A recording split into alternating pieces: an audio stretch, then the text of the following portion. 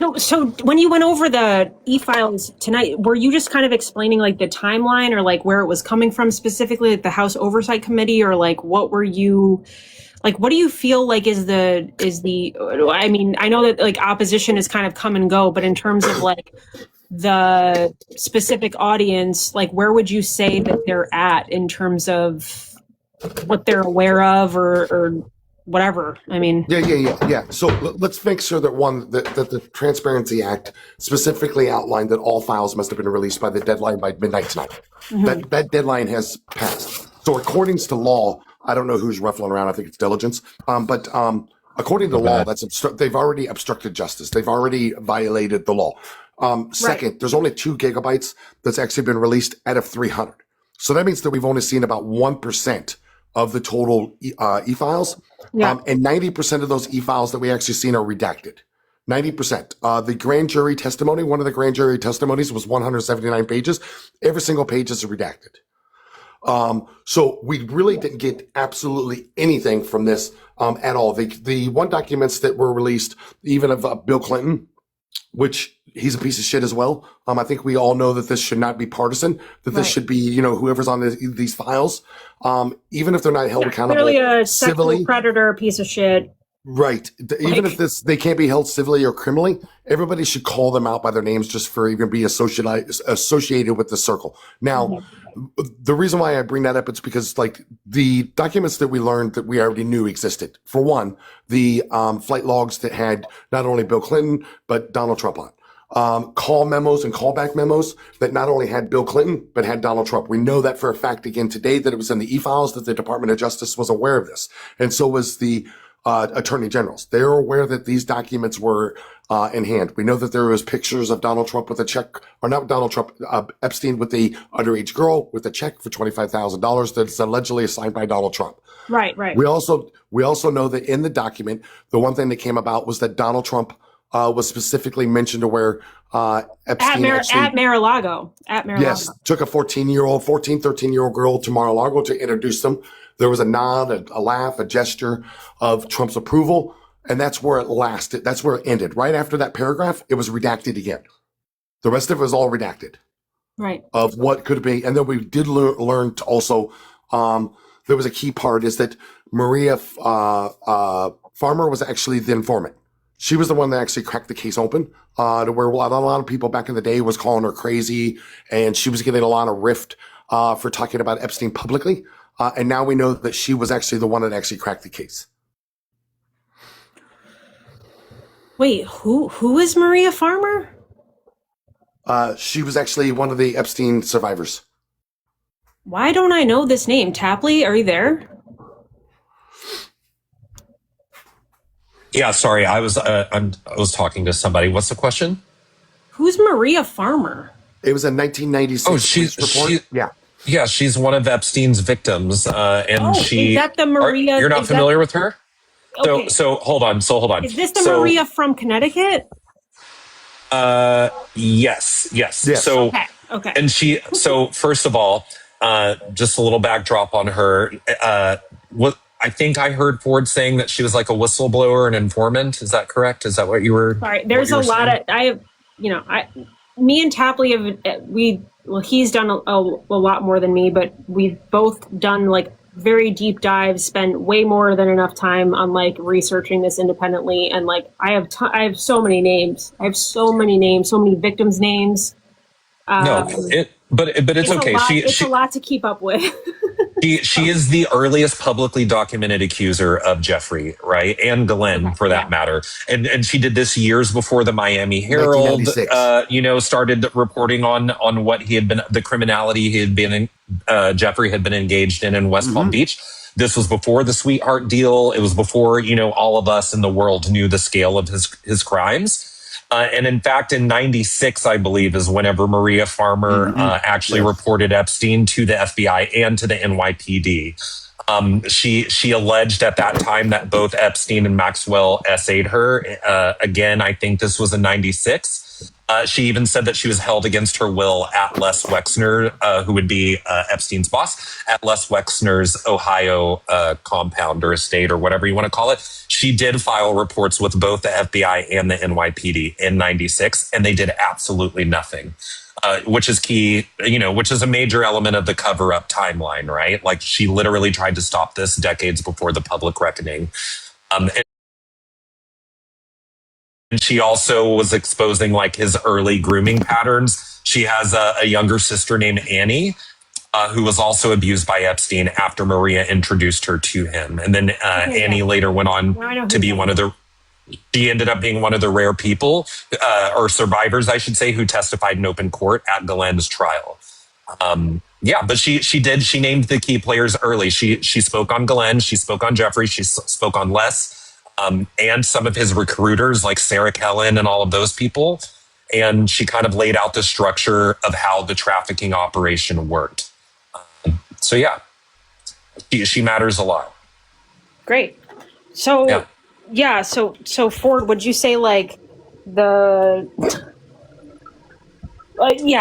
you say like a lot of people don't necessarily understand the depth of all of this, or how are you approaching it when you discuss the Epstein thing specifically? I don't think a lot of people understand the complexity of what was actually transpiring and the people that were involved.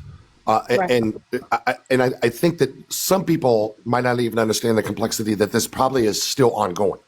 That just because the Epstein was, unalived or was in prison, that somebody else probably took over and somebody else took control. And there's other victims out there right now that are probably living the same life that the survivors did, that Epstein created, or that potentially Donald Trump created, or Bill Clinton, or any of these high profile people committed and created. And I don't think that it should stop with just Epstein. I think that this is a root, just a small symptom of a much larger scale that's probably happening in the United States. But we can't get to that point unless the government can actually be honest and transparent with the American people to help bring these type of people to justice, and at least exposing them to where publicly that they can't even walk outside without being shamed. Yeah, I kind of like the Prince Andrew model, yes, Ford? Yes, sir, yes. Yeah, anyway. Sorry, Brandon, go Ford, ahead. I'm in agreement with you, and I actually think this is a much bigger thing, and I think that you can say what you want about Trump. I know he talked about releasing the Epstein files and whatnot, whether he's in them, what extent, all that stuff.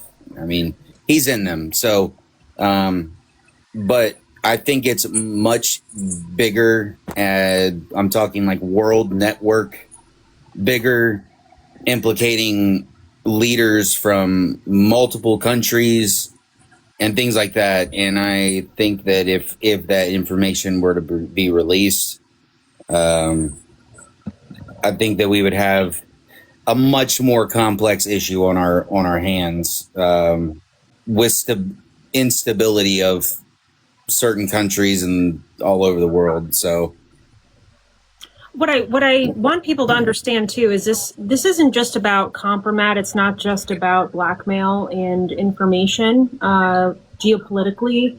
It's also about currency, and the way that like certain structures have been built around like human currency, to keep it bluntly. But power structures and power systems that men kind of operate in and around each other, and try to. It's not just men. Don't leave D-Lane out of here.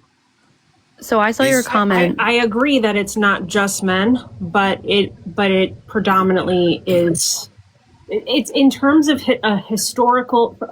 This is what I was kind of explaining before, Brandon. It's like I look at. I don't know if you were here actually. Sorry, but like I look at it from a human evolutionary standpoint and like a global perspective that goes back in time. Like I'm clearly like a woman advocate. I do think that like we need more female leadership in the world and in the United States. And I do think that like power and patriarchy has played a big role in this. But that's not to say like that's the only thing. I think that there's a lot of, other weird, nefarious purposes for it. Like I said, it's not just about this weird blackmail figure. It's kind of the way that, like, I don't know if anyone here, other than Tapley or Ford or whoever I've spoken to about this, I don't know if anyone here has actually gone through, like, the way that Epstein has discussed politics in the 22,000 emails and text messages that were the most recent release of the files.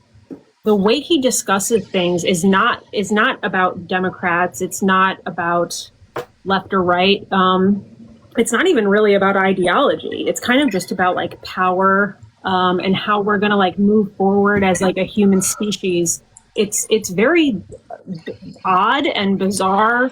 And it's something that like only people that operate in like an upper echelon type of society and type of like mindset and energetic standpoint can really relate to. Like it's very strange the way that he discusses how he wants things to operate globally. That's why he was such a good candidate for like being a complete like intelligence asset.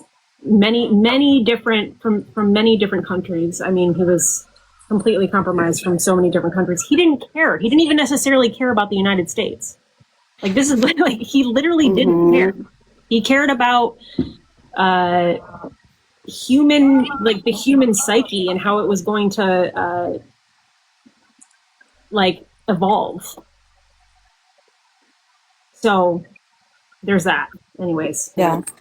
And also, though it's not subject to debate, just really quickly, it's not at this point subject to debate whether or not there are international actors that are implicated. Yes, I already mentioned Prince Andrew, but obviously, if you just put a few context clues together, I think it's pretty clear who Virginia Giuffre is referring to whenever she speaks upon there being an Israeli, a very prominent figure there, who ultimately was the most violent rape that she ever experienced. And she was beaten by this person and begged of Jeffrey never to be sent back to this person. And allegedly, and for entertainment purposes, it would be one Ehud Barak, who's a former prime minister of Israel. And again, while we don't have smoking gun evidence, like within the context of the files that actually spell it out, we know enough about Ehud. We know enough about years of cooperative reporting that not only implicate him in schmectual misdeeds in the context of Epstein, but it's also clear that he was a very good friend of his and was photographed multiple times long after the sweetheart deal, like after the Palm Beach case in New York City, basically after the world already knew that he was an egregious predator. Ehud still thought it was really cool to come and go from his New York property, sometimes being photographed immediately before or after a minor also exiting the apartment. So we know that people like him are implicated, right? We also know that it's not open to debate that literally the Sultan of Brunei and his brother Prince Jeffrey, before the Palm Beach case in the 90s, literally had a harem of 30 women at his leisure, right? That he would use American nondescript talent agencies to recruit them, get them over to Brunei, where they would have their passports revoked and they would be expected to pleasure the whims of rich and powerful men who came through this man's compound. And he continues to this day to be, as he is literally the world's oldest living monarch. And our Department of Justice, whenever victims came back here, American victims, came back here and tried to hold him and his brother accountable in a court of law, it was our 1990s Justice Department that sat on it for about 30 days and ultimately decided to apply diplomatic immunity to those men, in spite of the fact that at that time they were not technically entitled to it. But they did it so they didn't have to try this case. So the point is there are international actors that are involved in this. We don't need the Epstein files to prove it, right? And I don't know, when people say that, a lot of times it's sort of like they're offering it as the baseline of a thesis of oh, that's why we shouldn't press any further. And this could really upend the planet and society could be ruined. I think that that's rubbish.